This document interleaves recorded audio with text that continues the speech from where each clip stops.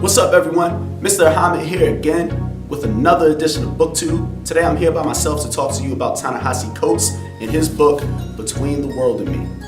Now, this book right here, woo, man, I don't think I've ever been so angry and frustrated and boiling while reading the book. I actually didn't know books could do that to me. For the longest time, I've only read like young adults and fantasies and comics and stuff like that. And whenever it came to anything like this, anything historical that put a bad taste in my mouth or that kind of made me want to run and hide, I avoided it.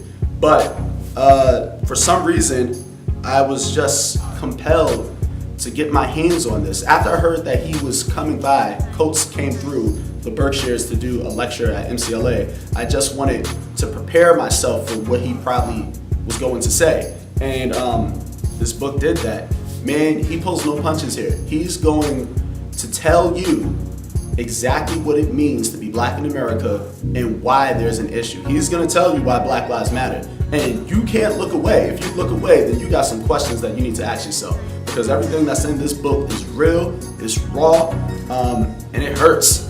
And what sucks about it is that not ever does he offer a hint of optimism. He is not optimistic about this. He is just straight up like, hey man, this is what we're dealing with, and I don't have the answers.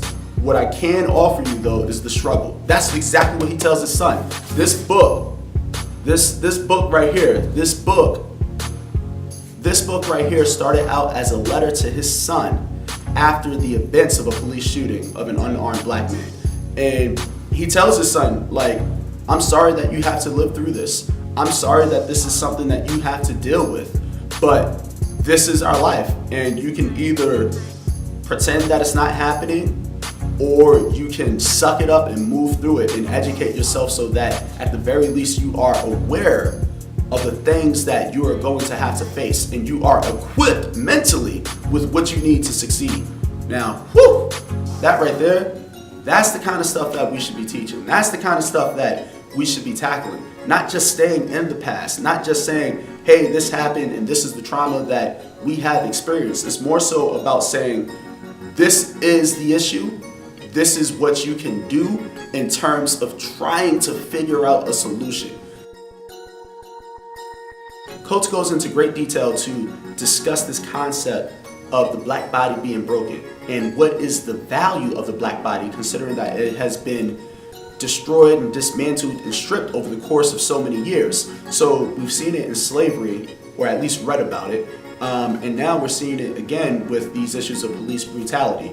So what he was saying with this is that the world is signaling to us that we're worth nothing because we encase this body. Like, we're inside of this body. This is where we live. And once this body is gone, you're gone. And whether or not you believe in the afterlife, when your body is gone, you're not here amongst the living. So it presents a real issue that young African American males are being killed in the streets, and people are not being checked on it. They're not being held to the right standard. They're being let go in these situations, and it's not a good look. It definitely isn't, especially if you are a black person. That is scary, and that's what Coates discusses in this book. You know what? After reading this and reflecting on it and seeing Coates speak and watching some of his speeches and taking a look at some of his articles, while I would like to recommend this book to everyone, I don't know if I can. I think everyone should read it, but Between the World and Me is so harsh, and you have to be in the right mindset to get it. If you're not in the right mindset, then it's going to create division amongst like you and others. It's going to be divisive. You're going to see the things that are wrong with it. But if you come in with the mindset to learn, if you come in with an empty mind and a welcoming heart, then you can pick something up, because there is something to be had from this book, and it is worth sharing.